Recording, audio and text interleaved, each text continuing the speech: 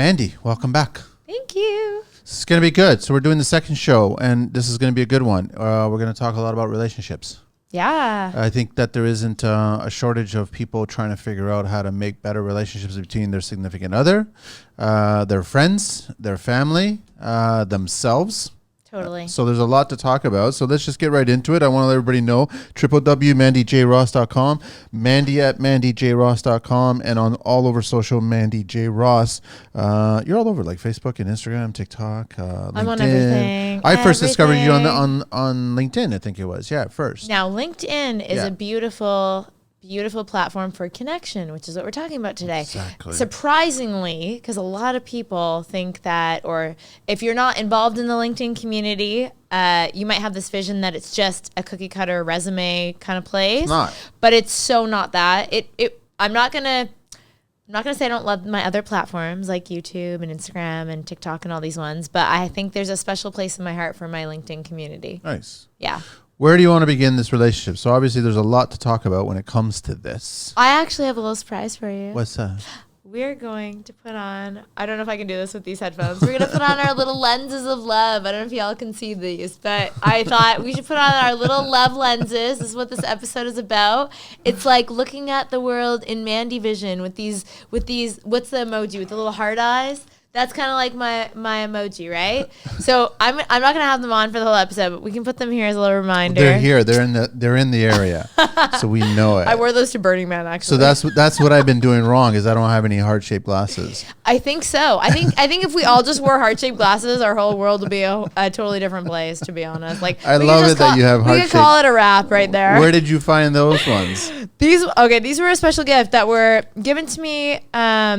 And it's funny, like I wore them I wore them to Burning Man and like a couple of festivals.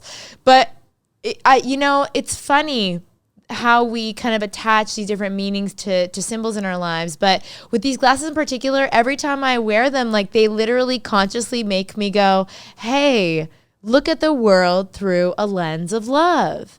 And I feel like as funny and simple as that is, it really has changed my life in terms of the kind of relationships I now have. Good.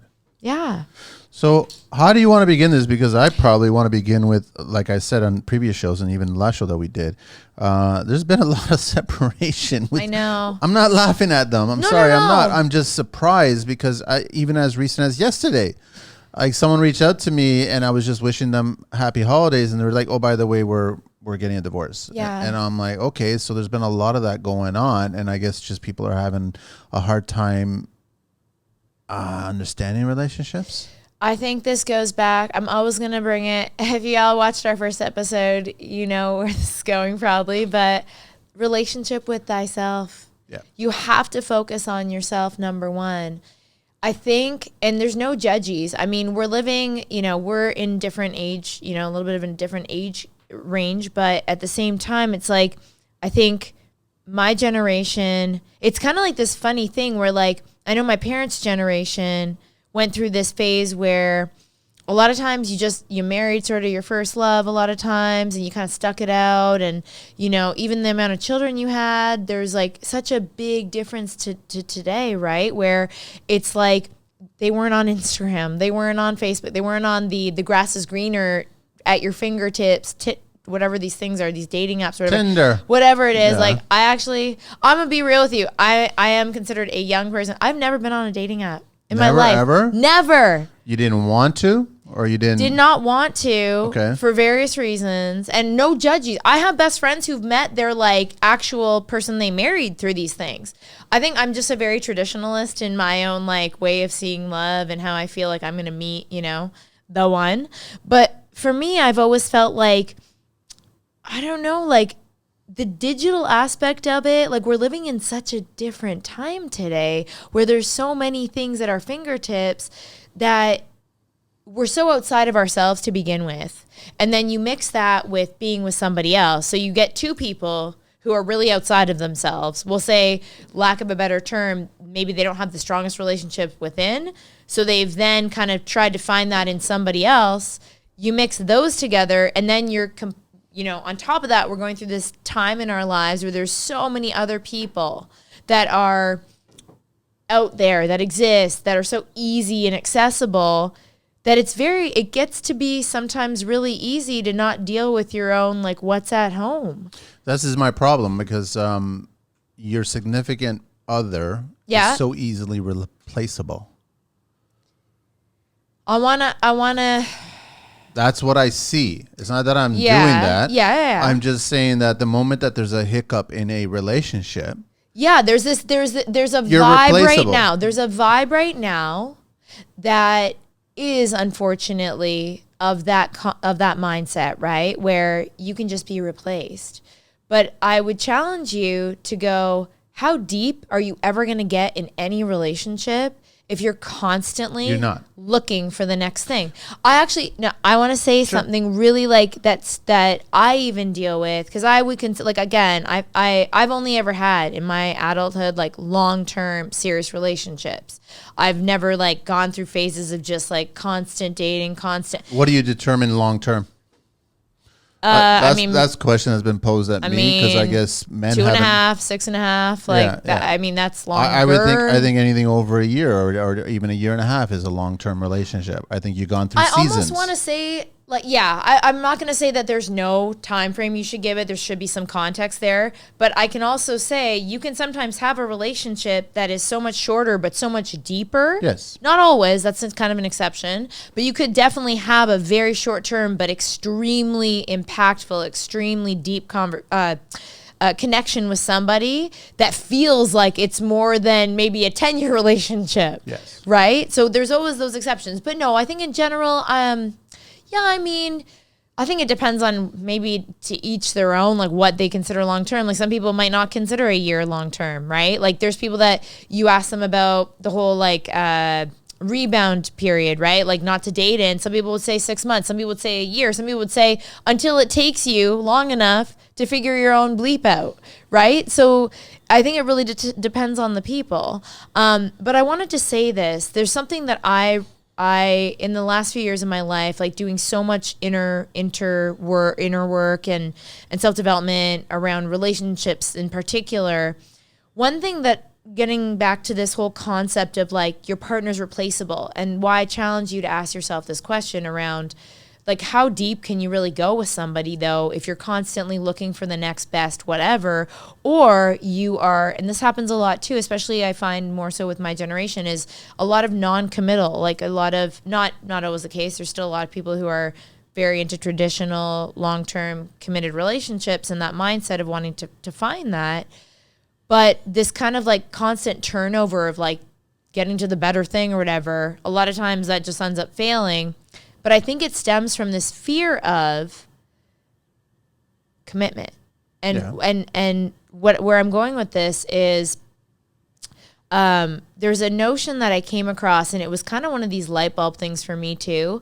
I would consider myself someone who's like very, let's say, very passionate about different things in life. And I think a lot of people can relate to this. Like you're not just like one box, right? You have all these things. And when you're trying to think about someone you want to maybe spend your life with, you get into your mind a lot, right? You start logicizing a relational scenario. And sometimes that fear kicks in like, well, maybe they're okay today, but like what happens if like they're not gonna, I don't know, we're not going to maintain that connection, or they're not going to be able to meet all these different areas that I'm so passionate about, or they're just, they're not quite there with me along That's what I see is couples. Are you the same person, Mandy, 10 years ago? No. Are you going to be the same person 10 years from now? No. So now you're in a relationship. And if you are going on this one path and your partner is going on a different path. Exactly. It's inevitable that it's going to end because you're not directed to the same place. But that's the thing. I think I wouldn't necessarily agree with that. I think that you have to get to a point. I mean, there's a lot of things we're going to dive into in this episode on how to create those kind of connections that have the longevity. But where I was going with the commitment thing is, I think for a lot of people, especially, I would say maybe it's a younger generation, but no, there's people that are in different generations. No, I think it's everybody. The committed thing for me though is like my mindset. I realized there was a subconscious fear I had on meeting someone who could be aligned in every way. And subconsciously, because of that, I would find people that maybe 90% they were, you know, very aligned. And then there was one area that it was like, no. And you actually subconsciously will not attract that ideal mate for yourself if you're in that mindset. But if you change it and you finally come to peace with the fact that, no, if I exist, that other half, quote unquote, or that other person, my ideal counterpart in this world exists, I think it becomes much more easy to go, hey, I'm actually going to commit to someone. And I think the fear stems from feeling like there's a level of freedom that you're going to lose. Whereas if you shift your perspective and you realize, no, if you commit to one person, you actually free yourself up of constantly having to have that mental game with yourself. You actually create more freedom with yourself by finally committing to somebody. Do you see what I'm saying? Like, it's that difference of perspective. I think it's Mark Manson who has that book where it's like, I just don't, don't give a, you know, bleep. Like, I just don't, like, having the mindset I know what you're talking about. like, I just don't give a bleep. Yeah. He has this section that I read, and it's funny because I've owned this book for years, and I read it like years ago, I think when it maybe first came out. But I reread this. I just opened it up one day. Sometimes I'll do this with books too. And it's like, I honestly feel like a higher power is like directing me to a page or a passage that I need to read that in that moment. And it was funny because I came across this notion where he was literally, it was like he was speaking to me in that time, saying, you know, I used to have this fear of committing to one person, but I realized it was a fear, not because I didn't think I would find that person, but it was like attaching myself to one thing scared me because I felt like, oh my gosh, the fear of how are we ever going to even, how is it possible to actually maintain and even not just maintain, become stronger, better together and not get bored, not get, you know, as I said, I don't want mediocre. So not get in this mediocre, repetitive motion with this person. But what I was meaning with that is that people do grow. They can. Differently, right? They can. But I think that you have two types of couples. You are always, it's inevitable. You're a soul that's going to continuously evolve no matter what. Even if you're reluctant to it, you're still going to evolve in some way. You're going to grow as a person in your life. Maybe you have to make the same mistakes or lessons learned over and over, but you're still going to keep hopefully progressing. Even just physically, we're still going to get older, right? There are two types of couples, though. There are those that I feel like grow together or those that grow apart. You're growing either way. You decide, you consciously have to decide, I want to stick it out and grow with this person. Because the way that Mark describes it, which I absolutely love, is, again, I go back to the depth versus like the width.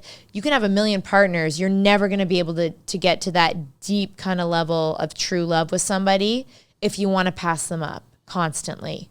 In order to have the kind of deep, true love, which I honestly do believe most of us are wanting to have at some point in our lives, you have to stick it out. That doesn't happen overnight. That doesn't happen by scrolling on one of these apps and deciding, I'm going to find the next best thing out there. You're not going to get like deep, true love doing that. But okay, so we're living in a digital age, and we agree that it's very easy to just find the grass a lot greener on the other side.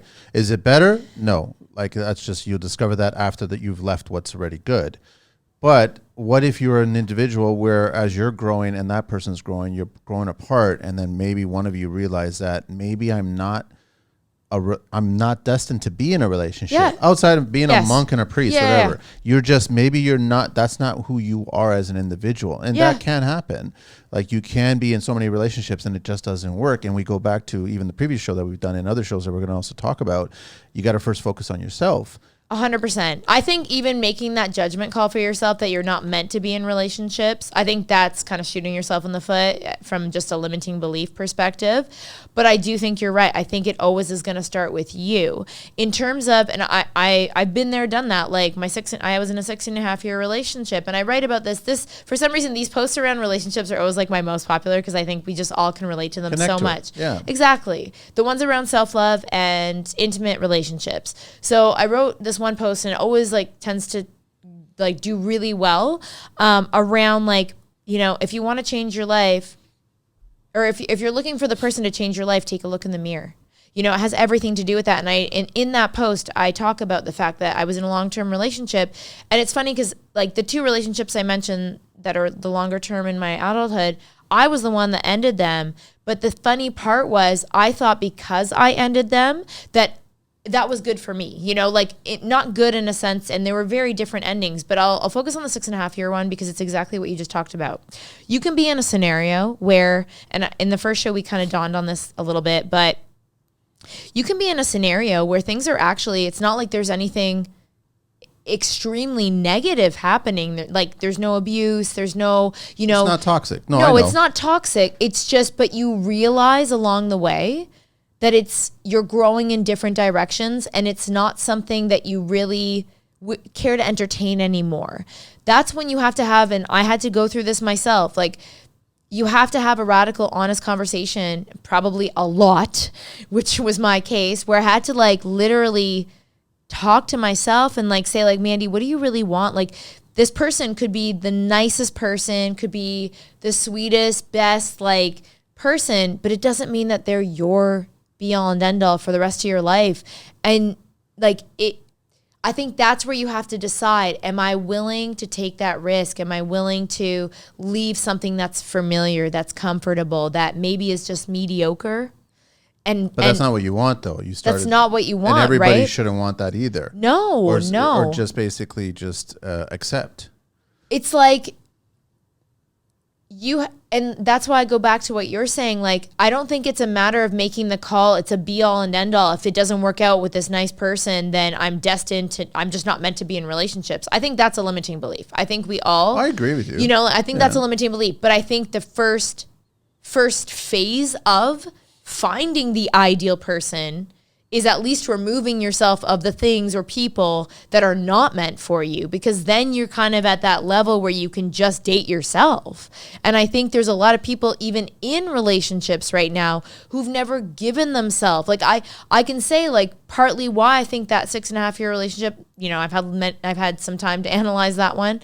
I think in part, like I consciously ended that relationship with a very nice individual because I knew we were growing in different directions. We wanted different things. There was no like toxicity there. It was a matter of knowing what's best for me, making that call, and then taking the time, even after, again, that was the radical realization I only had because I removed myself, had that time to go, whoa, like I'm on my own now. I have time to think about this stuff. I realized, no, my healing journey had only just begun. So here's a few points that I just want to bring up. Yeah. I find it interesting that mostly women are the ones that end relationships versus men. Yeah. Okay. We can agree that that's. Yeah, I agree. Okay. Whatever the percentage is, but it's mostly the woman is the one that pulls the trigger, right? Yeah. Hopefully not a real gun. But here's the other thing is that I also find interesting that when women describe past relationships and they say 6.5 or 7.5 or whatever it is it actually 6 years, 3 months, and they're rounding it off to 6.5 versus men, I find will round it down to 6, right? So it's just a funny kind of. I actually have never noticed that. I noticed that because I guess they want to try to be a little more optimistic that it was a good relationship. I learned a lot of things, and that's what it is. So I want to add more value to the timeline attached to it. Men versus the other way are being on the other way. So that's just a different thing I'm saying. I've never. Thank you. I mean, I I'm 51, so I pay attention to just certain things, right? And then the last thing that I was I totally forgot what I was going to bring up, but sorry. So women are ending these relationships, and I'm speaking as tradespeople, construction. Yeah.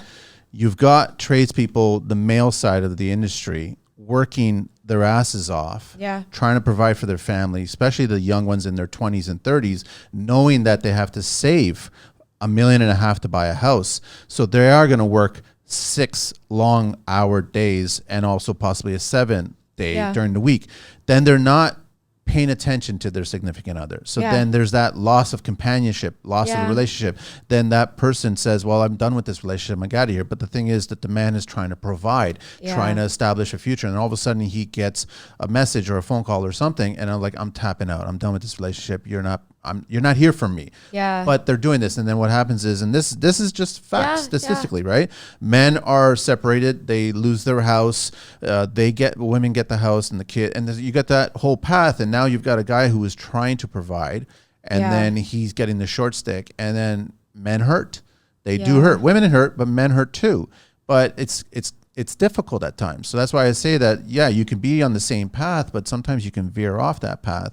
And it could be his fault, could be her fault, could be their fault, or whatever it is. But I honestly am a huge proponent of, in any relationship, I don't even see it as fault. I think you have to show up 100%, that other person shows up 100%. I don't believe in this like 50-50. No, you need to be fully showing up, and that person needs to be fully showing up. How do you, I guess, I'd love to know like sort of the question you have around that, just because like, are you asking like how to prevent something like that? It's not how to prevent it. I think that you got to look at relationships, and sometimes they're just destined to not work out as much as we want to try to make them work out.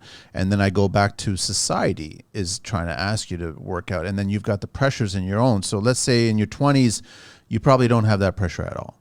But come the 30s, you have a lot of pressure.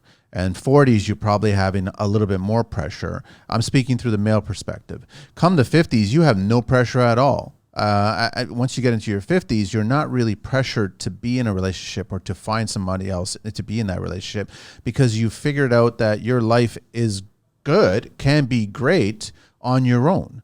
I'm not saying that that's what you should do. But or do you think that might, I'm just putting it out there, do you think that could be a limiting belief though? It can be. Do you think that could be like, because you haven't seen it yet, you've created a story that maybe you're not meant to be with anybody?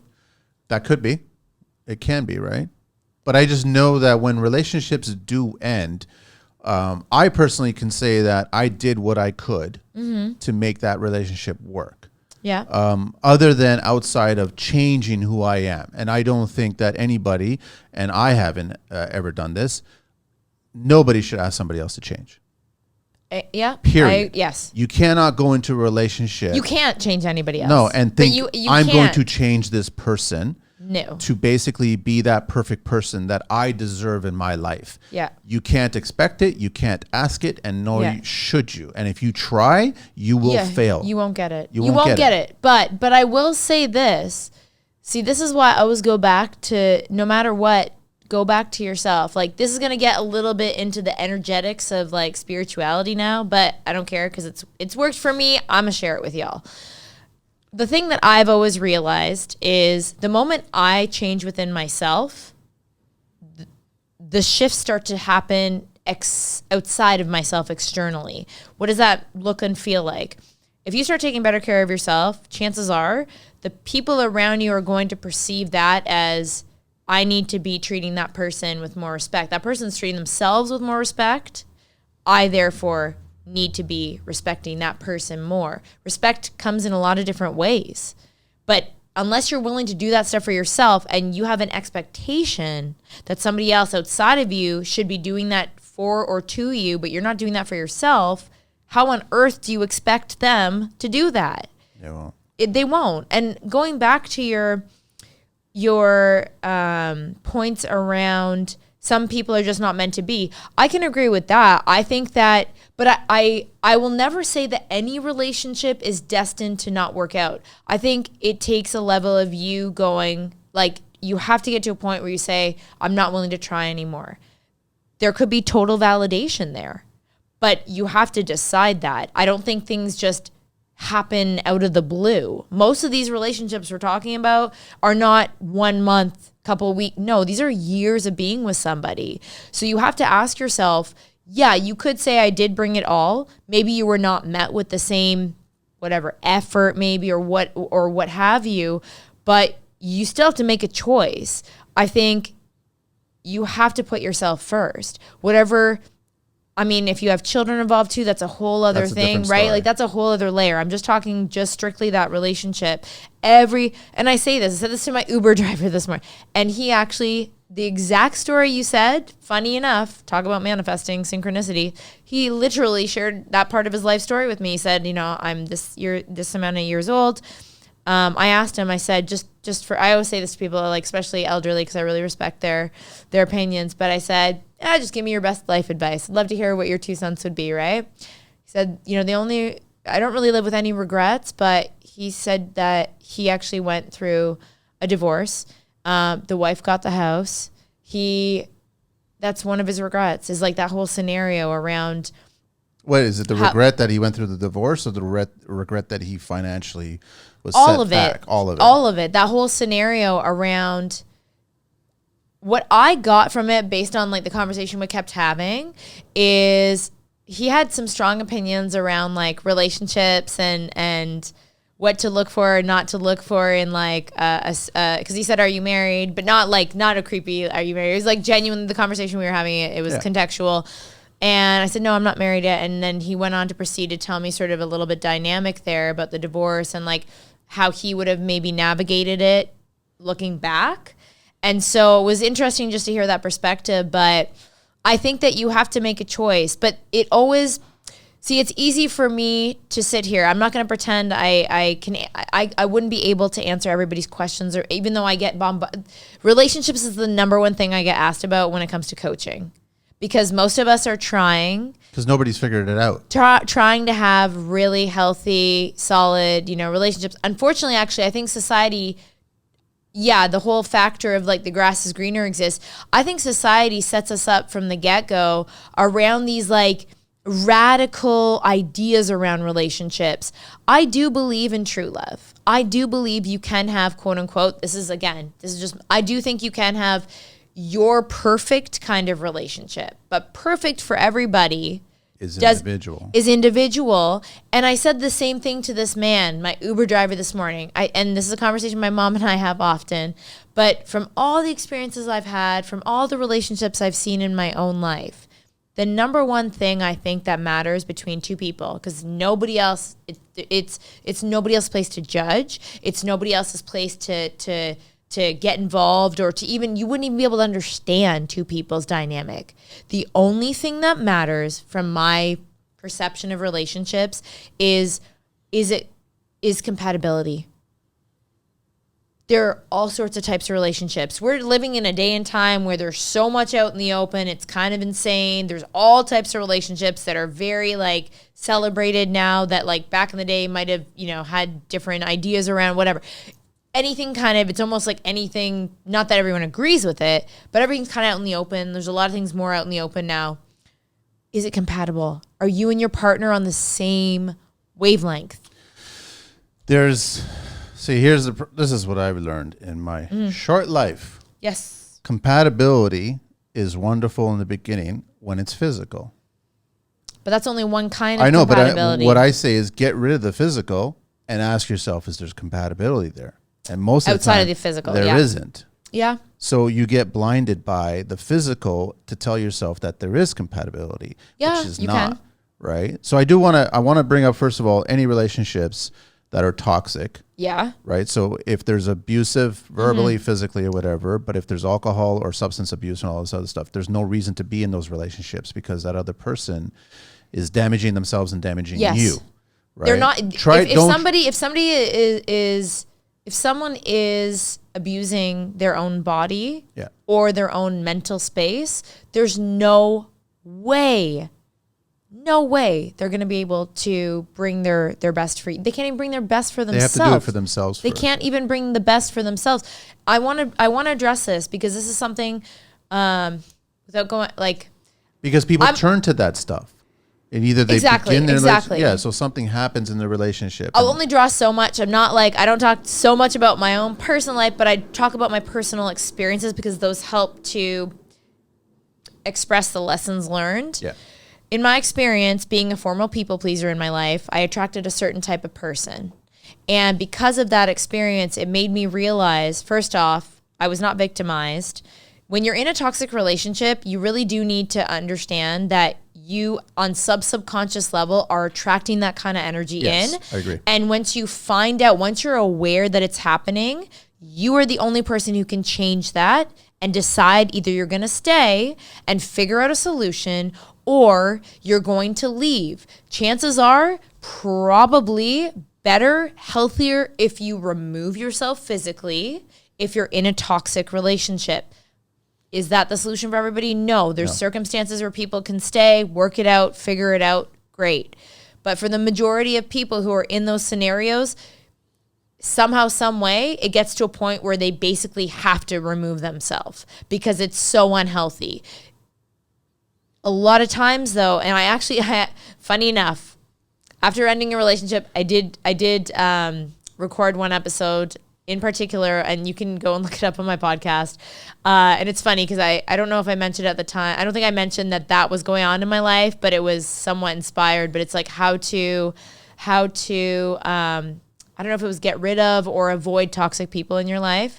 But in that episode, I also made sure to point out this is not a blame thing like, you did this to me or I'm blaming you because you're the toxic. No. When you point a finger at someone, as the saying goes, you have 3 pointing back at yourself. Yeah. Why are you attracting that kind of toxicity in your life? Chances are you probably need to date yourself, which is partly why maybe you were blinded into that kind of dynamic in a relationship. You never really took I can speak for myself. I went from being sort of this young woman straight away, kind of from my parents' caretaking, straight into a relationship. I didn't really at that time, and I'm not saying the 6.5 year was toxic by any means, it wasn't, but when you don't give yourself those years, and especially in older generations, a lot of people got married when they're 18. It's different. I can't even fathom. I'm still discovering things about myself. I'm not 18 today, but I'm still discovering things about myself today. And then you look back, you think these people got married when they were 18. But it's a double edge, Manny, because the thing is that, like you said yourself, and I agree with you, we want the best because we want to give the best. So yes. I have high expectations that what I'm looking for a significant other in that. Yes. So when you don't get that, or when it starts unraveling, because everybody has their best face forward when they start the relationship, back to the beginning part of it, right? Compatibility. But then things start to unfold and you start realizing this is not going to work. At that point, I think that you realize that it's not going to work. You should already start to be an adult and just end things at that point. Here's where I want to I think there's a difference between, I think we need to differentiate that. I think there's a difference between in my experience at the time, thinking I genuinely, if I takes tuning in with yourself first, as I always say, you have to that has to be a radical, honest conversation you have within and asking yourself these kind of questions. Do I want to even save this relationship? That's a big one. Both sides. Yes. Takes 2 people to move a couch. Yes. Do I even want to save it? Okay. If you genuinely feel like you and that other person are better off parting ways, then you have your answer. But I think you need to ask yourself that, because I don't think it's always a be all and end all. I think there are some times when maybe you are with potentially the right person for you, but maybe you need to do some inner work. Maybe that other person needs to do the inner work, right? Yeah. And you can still salvage it, but the only way that's going to happen is not by you going outside of yourself going, you need to change. You need to be the change that you want to see in that relationship if you want to salvage it. The other thing that I'm noticing is, especially the younger generation, is the sequels. So what do you mean by that? There's returns. So everyone tries to rekindle and get back together, but then all you're doing is recreating what was perfect in the beginning, the compatibility part, which is, i.e., the physical part of it. Yeah. And then you're eventually going to end where you're going to end. That's why when I listen to some young people that are talking about the relationships or asking my advice about it, and they're considering reconnecting with somebody, and I'm like, how did that movie end in the first time? Yeah. My money's going to say that it's going to end the exact same way all over again. We go back to what's comfortable or familiar. Because we've gone through all kinds of different grasses, and all of a sudden we're like going, well, the grass wasn't great over there, so let me go back and see how here's what I say, and this is, I love y'all listening and watching out there. I'm going to give you a shot of truth juice. Who's the common denominator in every relationship? I know, exactly. Right? You have to, again, it's that radical honesty, dating yourself. Sometimes the best advice I have for people, and I'm not saying I'm perfect in love by any means, but I think I'm in a really healthy space, and I attract people who are in a healthy space enough to be able to talk about it. And I've had healthy relationships in my life. You have to ask yourself, I have two kind of thoughts on this, right? I think that, again, I always go back to like, I do think that within all of us is that perfect little child who we can all get back to, but we're also evolving constantly. You're never going to stop evolving, and especially as an adult, right? You're always hopefully working towards becoming the best you. So I think you have to get to a point though where you realize like, I'm ready to consciously be in another relationship with somebody, but you also have to step back and go like, you want to, but are you ready? And not fall into the trap also of thinking like, I'm not good enough to be in one. No, like, whoever you meet, especially like the older you get, the more you have beliefs that have formed, but you also need to make sure like you're bringing your best. If you have these high expectations for a relationship, you gotta totally be. You know what I'm saying? Like you can't be expecting the world and like coming short. You know what I mean? And you like both have to work at it. Yeah, and this whole like going back to what's familiar. Yeah, I think that stems, to be honest, from a scarcity mindset. I think you get to a point where you don't necessarily believe you can find better, but you again have to ask yourself, are you becoming better? Because chances are the better, sort of more evolved, healthier, best version of you won't. And this is a thing that I've realized in my adulthood. I'm not saying it's a better or worse thing, but when you go through a significant period of transformation where you've healed, and like I always say, like I'm getting sensations in my body, like energy sensations as I say this, because I'm very passionate about it. It's like, It's something that I really need to express. I feel like when you go through a significant period of self-development work, of inner healing, and like healing a lot of those inner child wounds, we'll call them, the same things that used to attract certain people to you. For example, maybe if you were a people pleaser in your life because of things you went through in your childhood, finding someone who maybe had a huge ego, we'll say, like that sort of empath narcissist dynamic, which is very common in relationships. That person who is, say, more narcissistic or sort of ego-based, they subconsciously would have been really attractive to you. When you step away, date yourself, do that inner healing work, the same things that you used to find subconsciously attractive will be like blazing, flaring red light, like those red flags we call it, and it'll be the most unattractive things to you. But it starts with you. You have to do the healing in order to be able to even pinpoint, that's not healthy for me anymore. That's not what I want in a relationship. But the shift is you. The fallacy is in thinking the shifts are the other people are outside of us. It's totally you. It's always you. Yes. You bring yourself to every relationship. Let me ask you this, Mandy. Yes. Between men and women. Yeah. When the relationship does end, who spends more time single and alone, the man or a woman? It's the man. The man stays single for longer than the woman. What's your definite? Let me clarify there. My first thoughts are this. I think before you get back into another relationship. I could see.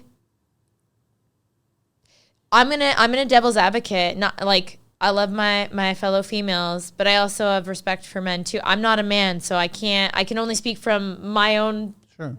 But this is my notion from what I've seen, and I think there is a fallacy that men are more non-committal than women. I actually think I agree with you on that. I think that every person, ideally, if they're in a healthy, state of mind, generally wants the same thing. Like they want that connection. They want that ideal person, their dream partner who they can grow and build a life with, right?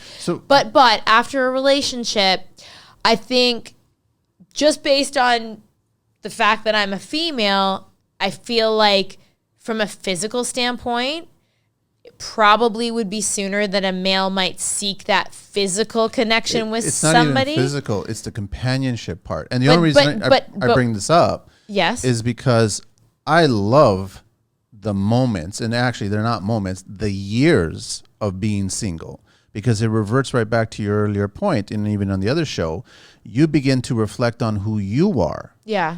you can't focus on who you are when you're trying to find another replacement for a relationship. Yes. So I embraced, and at first when you did have that first breakup and all of a sudden you're single, it was maybe a few months. And then as you get older, it became maybe half the year. Then it became a whole year. And then you quickly realizing, holy cow, I haven't been in a relationship. I've had no companionship for a year and a half to 2 years now. Yeah. But you started discovering things about yourself. So I looked at it like those were valuable years, times. And the reason I bring this up is because 2030, this is a fact, right?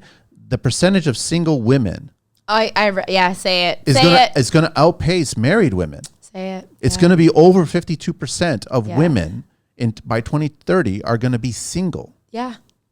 Yeah. They're going to be career driven, which is great. They're going to be not married or possibly divorced first. They might be a single mother. Yeah. And so it's like they're going to be in a single. So it's almost like the society shift has happened. Men I'm so happy you brought this up. I know. So the men are suffering all these single moments in their lives when they're younger, but then the women are going to experience all these single moments years when they're older. Yeah.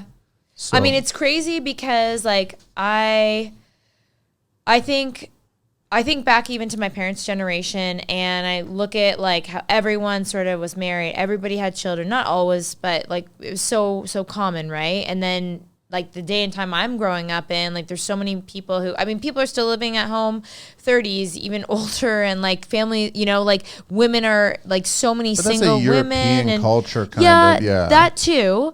But I just think the society we're living in, like people are doing things at such a later age now, if at all. We're living longer. If at all.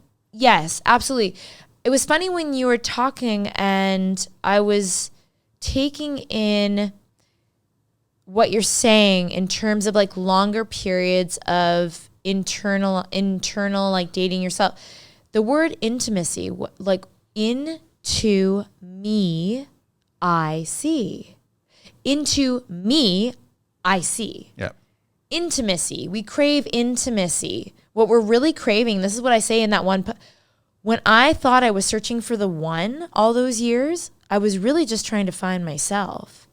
The moment that shifted in me where I went, oh, I've been looking for myself in others, that was a whole different ballgame. That's why the single years are so valuable. That you They're should be so paying valuable attention to who you are. And I'm not saying that if you're already in that relationship, you can still create that. You should, for the sake of your own relationship with somebody else. Please do both of you a favor. Create that intimacy starting with you.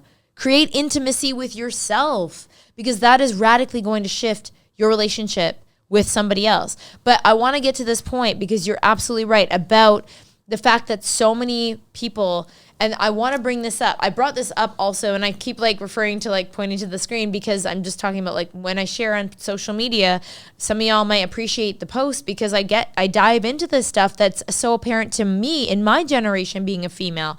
I'm a very traditional person. I would love to be married, and I love that vision of like still committing to someone, having a family. Like, I guess it's funny. I'm a very traditional person, and I have no interest in ever being married. Ever being married.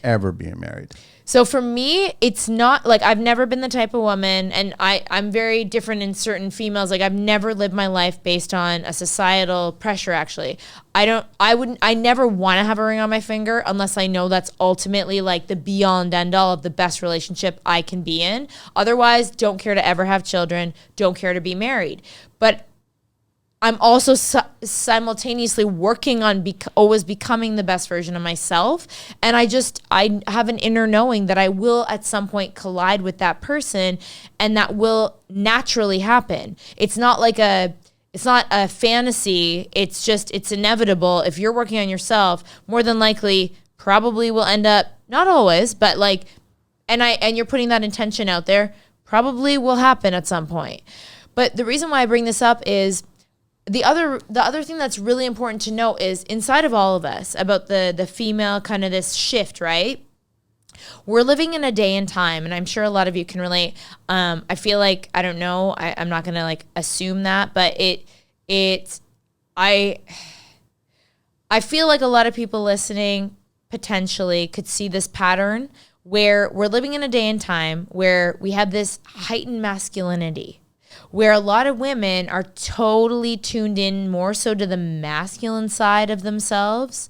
And I don't mean I don't mean wearing dresses and I'm not talking about that feminine kind. I'm talking about feminine versus masculine energy. A lot of women today, even in my generation, I'm seeing there's absolutely everything beautiful about being a strong-minded. Oh, 1,000%. Like all of that. For sure. But where there starts to be an issue, and why I think we're seeing this pattern now of more and more women being single, not having children. That's a total choice, by the way. I'm not saying that's like what is meant for anybody. It's totally everybody's choice up to themselves. But I think it's because a lot of women are tapping into more of their masculine now, where I think there's something to be said, like, I'm not saying the olden way is by any means the way. You're talking more about the career-driven, oriented. But I don't think it's necessarily even that. I think like females are in some scenarios taking a man's job away from them, which is perfectly fine. No, I'm not talking about job as in like workforce. I'm saying, I know what you're saying. Yeah, position wise. Yeah, from like not allowing a man to be a man. And what does that actually do? What does that actually do though? Because I've studied this even in relationships I've seen. When you take someone's predominant nature away from them, and I don't care if you're male or female, it's whatever you identify as, right? I'm not talking like just because you're born a man, that means that you have to be masculine. No, I'm saying whatever you identify as, whatever you identify as in your life. You could identify more in your masculine, you could identify more in your feminine. But typically, if you're born a female, you generally identify, when you're born at least, more in your feminine energy. That's the natural thing, right? A lot of women I'm seeing nowadays are actually, they're taking away a man's kind of natural role in a relationship dynamic to where he feels emasculated, and it actually makes him like I'll give some examples so it actually contextualizes. For example, if you're out with a man and he wants to do something for you, like hold the door, or like those kind of little things, but they actually are very like significant to respect in a relationship. It's like, no, I can do it for myself. It's like, okay, like why do you have to be aggressive about it? Like I feel outside of my body even like saying it, because it just feels so foreign to me. Like there's a huge dynamic, and it's not something we can, I know we're on a timeline here, but I would highly invite you to look into, like, if you're a female, maybe notice if you're finding that men are showing up disrespectfully for you, which maybe is why potentially you're single or not with children. If you feel like that's something you want maybe, and you're not seeing that, ask yourself, are you taking a man's role away from him when you're like connecting with men? So Mandy, what would you expect from a man? So if a man wants to be traditional and wants to open up the car door on the passenger side for picking up a woman, in that scenario, and she gets offended by that, yes, what do you think that man's going to do? That relationship is over. That date is over. Yeah. Because they're just trying to be polite. Like, no different. Men still hold doors for men going through in and out of businesses or whatever. You have to let You're just being polite. Yes. Right? But if a woman kind of goes back and all of a sudden says, why are you treating me that way? I can do this myself. I can open up my door. That date is over before it began. Yeah. You'll run through the gamut and have that date, but I guarantee you that date is over. Yeah. It goes back to the point about like, okay, so you're in a relationship. If the other person cheats on you, that relationship, that marriage, that whatever is over, in my opinion. But I see too many people wanting the sequel, sometimes a threequel. Sometimes it's a friggin' series. And I don't shake my head because I have no judgies. Like, I'm a no judgy zone. It's not that I judge. It's just I've never let that back in. So once the door is closed and something is done, you've disrespected somebody when you're trying to work out a relationship. And I've never cheated on somebody. The thing is, if they've done that, it's done. That's the decision you make. Then there's levels of cheating. You can talk about levels of cheating. You can go, listen, pretty much whatever you don't want your significant other doing with somebody else. Yeah. That's cheating. That could be whether that's holding hands, texting, kissing, hugging, social media, whatever, like, intimacy. That's all levels of cheating. So it's all leading towards, well, I'm trying to find a better looking grass is what I'm trying to find. Yeah. If you're looking, then by all means, keep on looking. And then that's why the person should embrace the single part of your life. You are going to have, I think too many people now are so insecure that they want to self-sabotage a relationship to get out of it. So then it's not necessarily them confronting it and going, I want out of this. I'm not going to place names or like judges on people's actions, but you're right. I think it takes a level of courage again to end something before you start something else. That's one thing nobody in my 20s, nobody ever did that. There was always a side. But it's the same as if you're already single. Have you done the self-work to even, in my opinion, be worthy of being in a relationship? But the argument with them is thinking, well, I need to test the waters to see if this other new relationship is going to be even worth it. Otherwise, I'm going to stay in the current relationship. Well, let's talk about people talking about, if you're already looking for somebody else, then you should just focus upon the second person because the first person is not important enough in your life. In my opinion, you should just leave. That 100%. And then focus on the second relationship. In my opinion, if you're, again, I'm not placing a judgment just based on what I've witnessed, we'll say, if you're even searching for us and you found a second person, just do everyone a favor and become single. Exactly. Become single because that second person isn't really, you probably subconsciously are just looking for the next best thing. The chances of that second one working out, I'm not saying there's always exceptions to rules, but if you're personally, because it always goes back to you, if you're willing to self-sabotage your first relationship, put someone else through that kind of anguish, and have two part, like, again, everybody has these ideas of different relationships that work for them. But if you're, what did I say? Number one thing, if you knowingly know, if you're aware that person one and person two more than likely are not aware of them, of the other people, maybe, I don't know, there could be scenarios maybe where they are, more than likely person one, that's not going to be a compatibility for them. End it. Do yourself a favor and end it. Even if it is something worth salvaging, you're better off at least taking a period of time where you do some heavy self-work. But what does society mostly do in this scenario? If you're in your 20s, they dismiss you. They say, no, forget it. I'm going to have not only a second, I'm going to have a third, I'm going to have a fourth. I'm going to try to figure out which one's going to be the best. That's in your 20s. In your 30s, you try to do that, but you try to keep up with it. You can't. Then you quickly realize, I shouldn't be doing this anymore. Then in your 40s, you smarten up and you don't do it. In your 50s, you definitely don't do it. You focus on the person that is actually, that you want to give as much as possible. Here's where I feel like I'm same as you. I've never cheated on a partner. That's really like a no-go zone in my, There's something wrong with you if you cheat on somebody. It's not the person.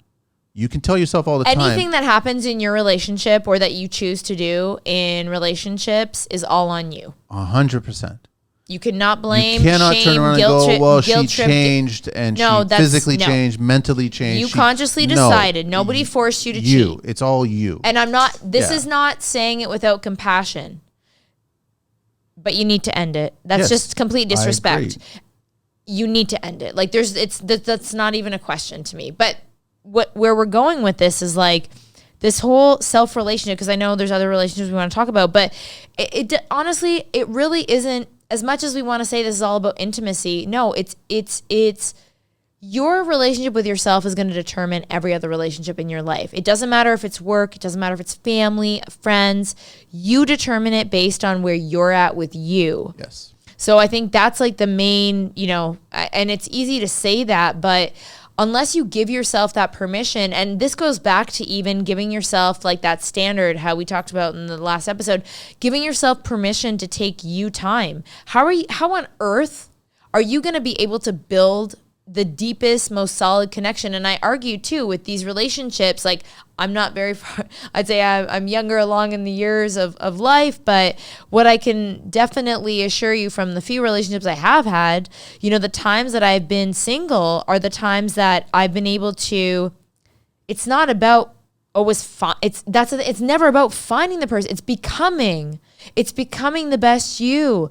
You always end up attracting the best types of scenarios, and like one of my affirmations is like, I only attract soulmate types of relationships in my life, not just intimate partners. I'm talking every area. And lately I have, but I've done so many years of self-work to be able to figure out like, who am I? What do I want? How can I become the best version of myself?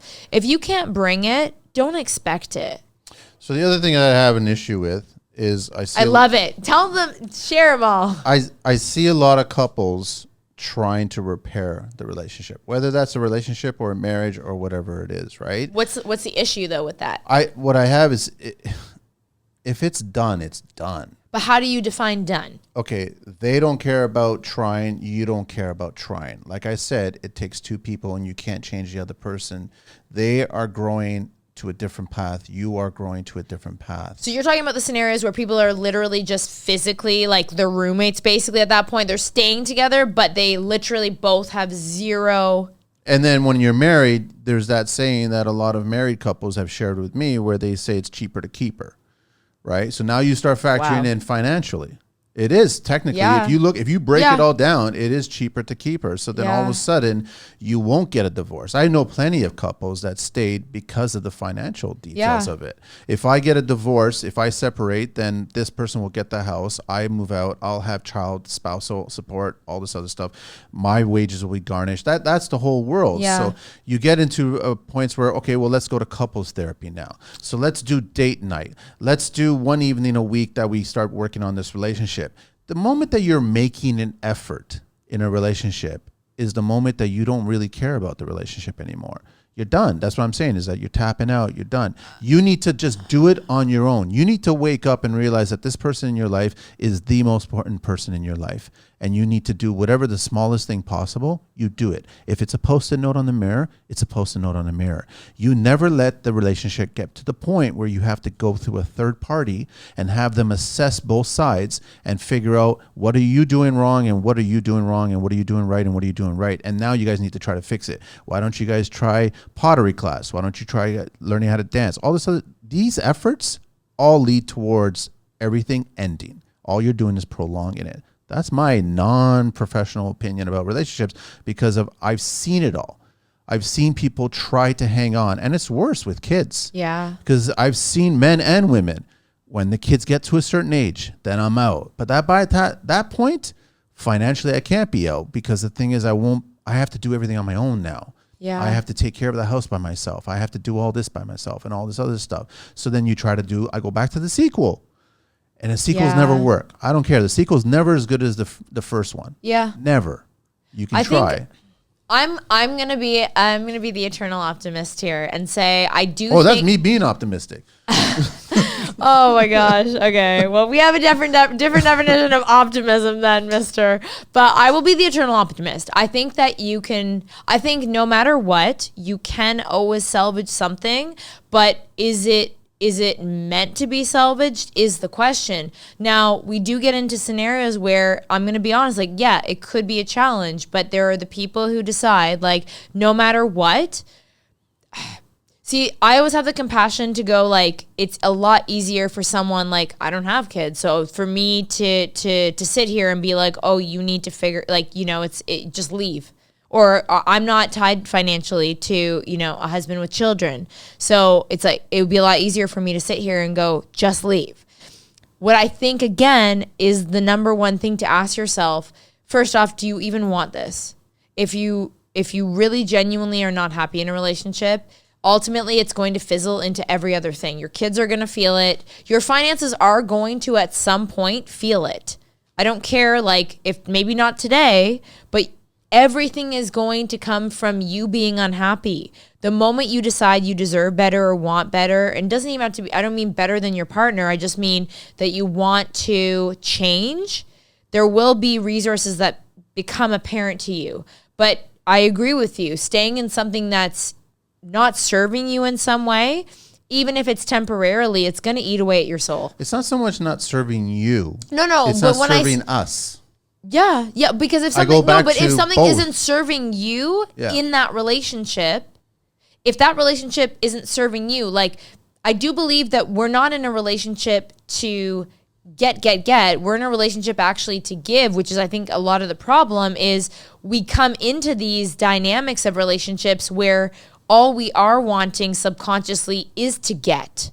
We want something fed inside of us. Whereas when you take the time to work on yourself and build yourself up, you're not needing somebody to come and give you everything. You genuinely want to meet somebody else who's worked on themselves. You can come together and literally give. You can give each other things, right? Like, that's the ideal. A lot of times, unfortunately, people come into these relationships, though, either not coming from that space, or they were so young that maybe they didn't even know, like, or that it was just whatever. So you're only dealing with what's today. You can only deal with what is, right? Not these what ifs. So, but if you're doing that and your significant other isn't or can't, yes, I keep going back to, you need both people to make the relationship work. You absolutely do. And one person cannot convince the other person to make this relationship work. That other person has to do it voluntarily. They have to figure out how to do it themselves. So if you're focusing on your inner self and the best way to change, I always say this. But if the other person isn't, it's never about the other person, though. It's never but about if they're not them. focusing on themselves and they're not contributing to the relationship, it's doomed to fail. I always go back to this. No matter what, in any scenario, in any relationship, you need to go back to yourself, because this is why it's a twofold. You putting the emphasis and energy back on yourself will actually have a dramatic effect. It might not be right away, but it will always, you bettering yourself, or you, I wouldn't say even, it doesn't have to be bettering, but you prioritizing your well-being will always inevitably affect every other person in your life, including that partner.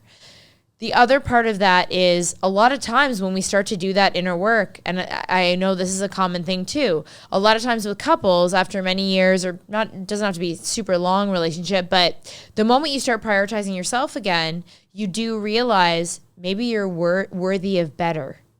That maybe you didn't think you were before, but you've built yourself up now where you go, hey, like, I actually deserve better than this. And maybe that actually is the catalyst of change that shifts within, that actually allows you the strength to leave something that's not meant for you, or that isn't, say, serving you in your highest way either.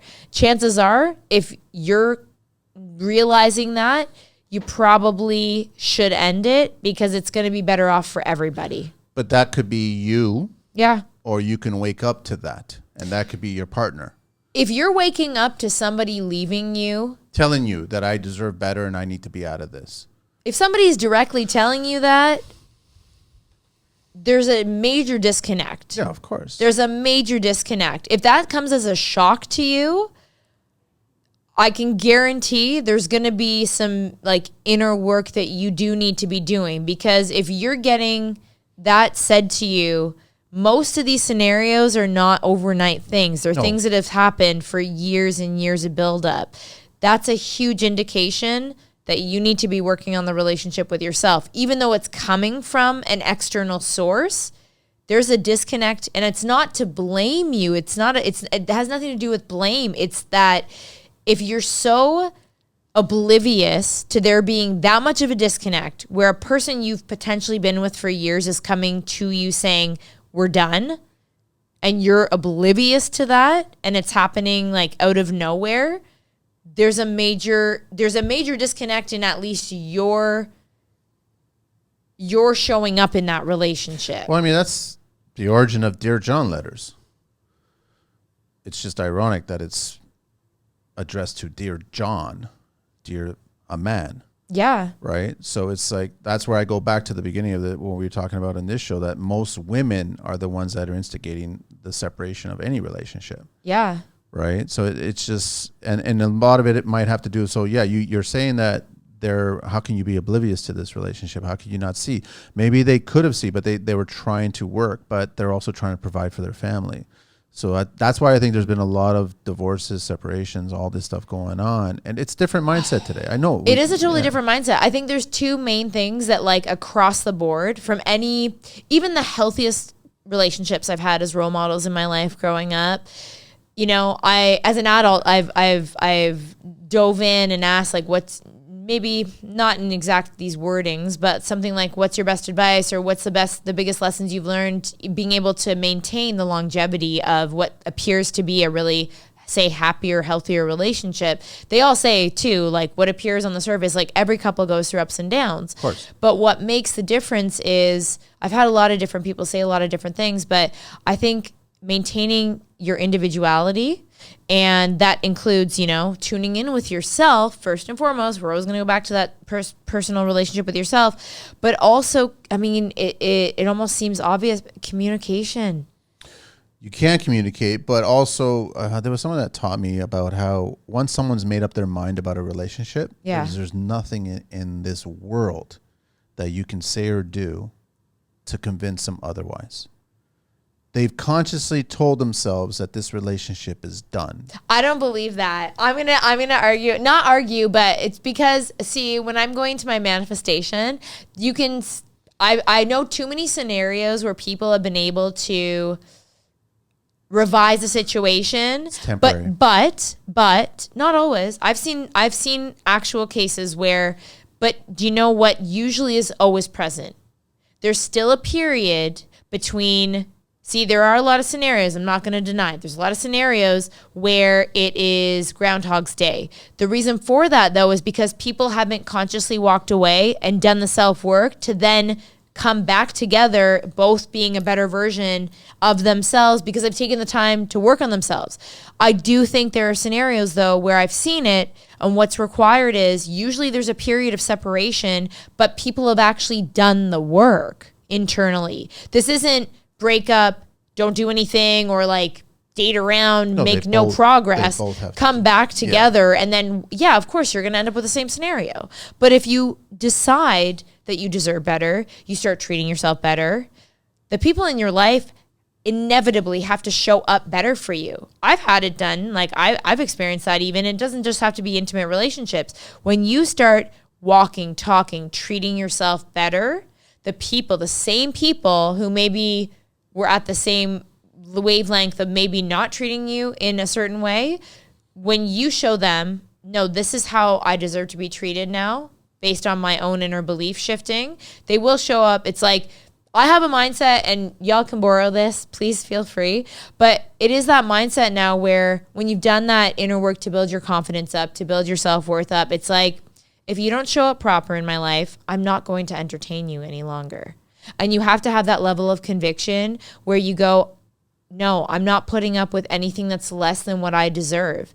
But what does that require? I couldn't have come to that state of mind today if I had continuously or serial dated and not given myself the time and space to even make those ideas about myself. Do you know what I mean? Like you have to take that time. You have to invest in the relationship with yourself to even be able to get to that state of mind.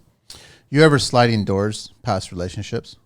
And what I mean by that, when you go back in time and you try to replay it, if they would have focused more on them and became a better person, a better version of them, and same with you, if you did that same effort and you became a better version of you, would it or could it have worked out? So my thoughts on this, I've had that and every conversation. time I replay that Groundhog Day, it actually just would have ended sooner. I could see that. I can appreciate and understand that way of thinking about it. I think that's probably something that a lot of people could relate to. In my life, I feel like when it comes to intimate relationships, I will always go back, like everything that is meant to happen. Now, I'm not using that as an excuse, like, oh, it's just meant to be. No. I like that saying, like, I do believe that when you do, and I keep going back to that inner work, when you do the work on yourself, if you are doing that kind of internal work where you're progressing in your own personal relationship with yourself, that mixed with, I do believe in higher power, I think everything does happen for a reason. I never look back at relationships with any sort of regret. No. In terms of like, you know, if I had been this way, if they had been this way. You know what I do look back on though, and I've had to come to have inner peace about anything, and also genuinely is a space of forgiveness. I've had to forgive myself for showing up the way I did, even if it was on what others might have viewed as sort of the short end of the stick, or like not the one who is maybe projecting the toxicity, whatever the thing is. No, I take full accountability. I chose those partners consciously. I showed up in the state I was in, attracting that kind of energy into my world, and chose to be in those relationships. So you have to come to a space where you take accountability for attracting the kind of partners you've had. You have to come to a level, like I literally consciously say to myself, Mandy, I forgive you for attracting that into your life, attracting that version of that person. Because the way I think about it, I do think that every person has sort of different versions of themselves that show up based on how we show up and attract in that kind of energy. Yeah. So I think I have to forgive myself, and I have truly made peace with anyone I've been with. Not that there was like extreme, like anything, but things that have happened in my relationships, I've forgiven those people, that version of them. And I think disassociating the drama from the person has really allowed me to make peace with the past without, I don't live with any regrets though. Like there's no, I know we're getting close to time, but I just want to say we're past the time. I know we are past, but I think that's really important too. Like you have to get to a level of forgiveness. Like that's brought so much peace to my life. One thing I want to mention, I have meditations on my YouTube channel. One really, even if it's mine or another channel, there's one called Ho'oponopono. I know it's a mouthful. It's a Hawaiian-based, it's a meditation that was done, created by a psychologist that originated in Hawaii. And there's 4 simple sayings. I want to share this because this has brought so much peace to myself, especially when it comes to relationships. And they're 4 of the most common, popular sayings, arguably, in life. I'm sorry. Please forgive me. Thank you. I love you. I'm sorry. Please forgive me. Thank you. I love you. When you can repeat that, it does kind of become like sort of almost like a mantra, a chant that you say. It does something to shift something within. I've experienced that, and that's why I created my own version of that. But those 4 statements, I think that we need to be using those, and more so thinking on those 4 things in our relationships to see dramatic changes. And it's not even the statements, it's what do those 4 statements represent? Are we showing those 4 statements subconsciously to ourselves? And are we showing up with that kind of energy in those 4 ways to our partners, to the people in our lives? Most importantly, are we showing those 4 to ourselves though? Because those, please forgive me, thank you, I'm sorry, I love you. Those are like super powerful when you actually dive into those. So I would invite everybody listening, watching Ho'oponopono. I like that. Prayer. It's a really cool meditation. Yeah, it's a very interesting concept to take on that has really shifted my relationships. We could have gone on all day talking about this, but no, we got to wrap it up. We might do another one. We'll figure it out. But everyone check it out, www.mandyjross.com, and email her at mandy@mandyjross.com, and on social media, Mandy J. Ross. Yes. Thank you, Mandy. I do have a takeaway. Go ahead. I will always give you. I thought that was the takeaway. Oh, that is one. Oh, okay. I guess there's a bonus then. Okay, there's a bonus. There's a bonus. Second takeaway. So the other takeaway I'd love to share, which is an exercise I've given to some coaching clients, but I've also done on my own, that, again, putting that energy out there. I think it's important. Obviously, you want to bring your best to the table, but I think it is important. A lot of times I think we just get into a relationship without direction.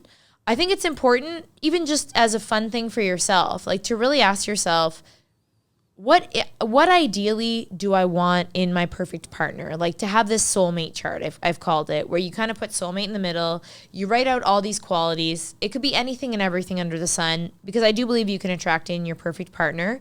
But I challenge you, if you're going to do this, look at that list and look at yourself as a reflection. Are you showing up as the type of person who would attract the person on the list? Yeah.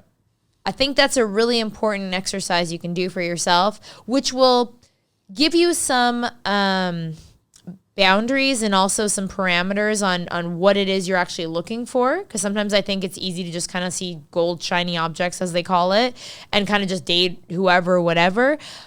But it'll give you context for that. But then it also, at the same time, give you accountability. Are you showing up as that person who is going to attract in that kind of mate for yourself? And this, even if you're not single, if you're in a relationship, write out a list of all the traits and qualities your so-called, partner may or may not be already displaying. And then ask yourself, are you bringing those things to the table? Because that list should be very similar to who you're showing up as. Yeah. So. Thanks, Mandy. You're welcome. All right. So, actually, that's it. We'll wrap it up from there. Thanks, Angelina.